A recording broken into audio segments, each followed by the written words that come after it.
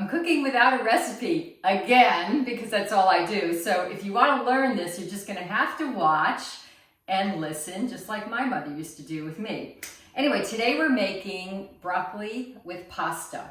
Now, all you people that are gluten-free and don't want pasta, you can substitute the pasta for rice or gluten-free pasta or zoodles, which are zucchini noodles, so you can do any of that. But the ingredients are really simple. And the thing about Italian cooking is that it is very, very simple in terms of ingredients, but you want to get really good quality ingredients. You want to get ingredients that are fresh and that are organic. And so I just want to go through the ingredients which I have down here for you. First of all, you want pasta. I always get organic, either from Italy or a brand that imports from Italy. And we're going to use rigatoni for this one. I like kind of a thicker pasta for this dish instead of a long pasta, but you can choose anything you want. Rigatoni, if you can see, are these, they've got lines on them and they're these tubes, but they're pretty hearty. Always some wine. We've got some white wine here for this dish. Now, I buy a lot of wine for drinking. I actually don't drink any white wine. I like to drink red wine. But when I buy wine for cooking, I try not to buy the most expensive wine, and then I label it that it's for cooking. So on this label, I say per cucinare, which means for cooking. So this is a Pinot Grigio that I'm using for this dish. Let's see, what else do we have here? Garlic. I don't know how many cloves are in here. 10, maybe 8. You can never have too much garlic in a dish. It depends on your taste. If you want a little bit, just throw in 3 or 4 cloves. If you want a lot more zing to it, throw in some more. I always like to do a lot. And sometimes I buy garlic that's already peeled, which really helps a lot when you're cooking because you don't have to go through the whole peeling thing and whatnot. But don't buy garlic that is in the jar that has like other stuff in it. That's kind of gross, actually. If you're gonna buy garlic, buy fresh garlic, or buy the kind, if your supermarket does like mine does, is it's just peeled garlic in a container and it doesn't have anything else in it. Broccoli, fresh broccoli. This is organic broccoli. Looks so nice and green. And we're going to be cutting, by the way, we're going to be mincing the garlic, and you're going to be cutting up the broccoli in bite-sized pieces as well. Green onion, this is to taste. You don't actually have to have green onion in this dish, but I sort of like to have it. The cheese is for the very end. This is my favorite, is Pecorino Romano to put on top of the pasta at the end. And the reason for that is it smells so good. It's a little bit bitier than Parmesan, and you use less of it that way as well. But if you want a bitier taste, I would suggest Pecorino Romano. And of course, we've got, salt and pepper. You can put crushed red pepper on the top of the pasta at the end. And our trusty extra virgin olive oil, which is in all my dishes. You're going to start seeing a flavor here, and that is that garlic and olive oil is just about in every dish that I make, unless I'm doing something very different. And, I want to mention something about pasta. I always cook a pound of pasta, so I always make enough for a pound of pasta. It just seems sacrilegious to me to open up a pasta and not make the whole pound. And that doesn't mean my husband and I are going to eat the whole pound. It just means we're going to have a little leftover, which we like, and it's a nice dish to have the next day. The other thing I want to mention is this is such a basic dish. You can add lots of other things to this. You can add, for example, you can add sun-dried tomatoes that are in olive oil at the very end, and that'll give it a nice, different kind of color to it, and it'll give it another little pungent flavor. And those are already dried and in olive oil, so you just cut them up and put them in, and I'll show you at the end of the dish how that looks. You could also add olives. Kalamata olives are a really good addition to this dish too. They are just those little black olives. Just make sure that they're pitted and cut them in half, and you can add them at the end. So these are all the ingredients we are going to get started with cooking. So I've cut up my garlic and green onion, and I just wanted to show you in this dish, I really like the garlic to be, whoops, I might have fallen. That might have dropped. I really like the garlic to be minced up here so that the flavor just goes throughout the whole dish.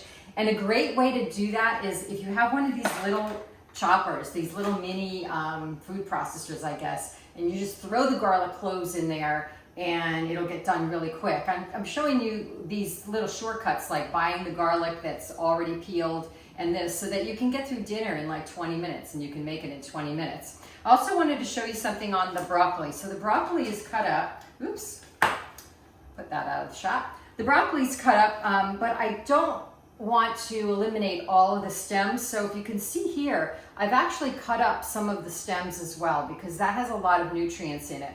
And the broccoli is not going to be cooking along with this other stuff. The broccoli is actually going to be cooking in the pasta water the last like maybe 2 or 3 minutes. And on the stove right now, you only need 2 pots for this dish. So on the stove we have our olive oil waiting. I haven't put it on yet. So we've got the olive oil in here waiting to have the garlic and the onions put in. Blah, blah, blah, blah, blah. And on this pot, we have the water boiling with a little salt. It looks like a big pot, and you may not need as big a pot, but you want to be able to put a whole pound of pasta in there and all this broccoli, and then you're going to be able to, you know, mix it all up together. So we're going to start cooking now. The pasta's boiling. I got the white wine ready in my hand. I've already sauteed this garlic. Because it's minced so lightly, you only have to really put it in the oil just for a few seconds, just to kind of heat it up. And I'm going to throw in some white wine, you know, I don't know, half a cup, whatever.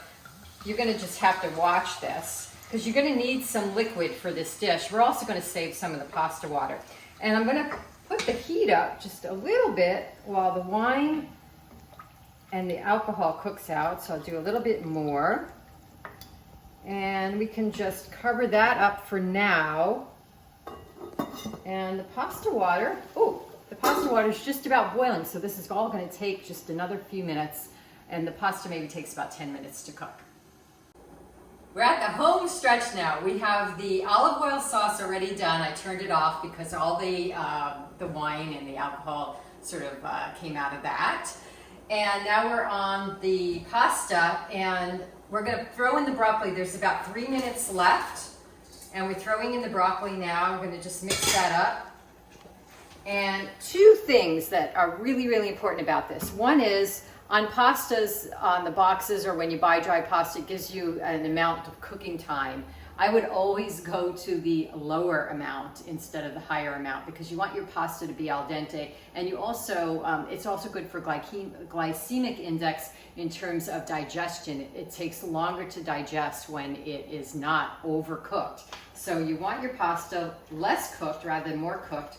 What you can see here in the pan is the broccoli is turning really, really bright green. And the last thing I want to mention is keep a measuring cup or something that you can scoop out some water, because we're going to actually use some of the pasta water after this broccoli has cooked in it for the sauce. So we have to reserve some of this water. So if you actually dump it all out and you don't have any left, then you're going to be stuck. So you want to reserve the water because it's got salt in there, and it's got some of the wheat flavor and some of the broccoli flavor, and you're going to add that to the olive oil mixture to kind of loosen it up a little bit so that you can mix it all together. So we're at the home stretch. As I said, the next time I get to you, we will be plating probably.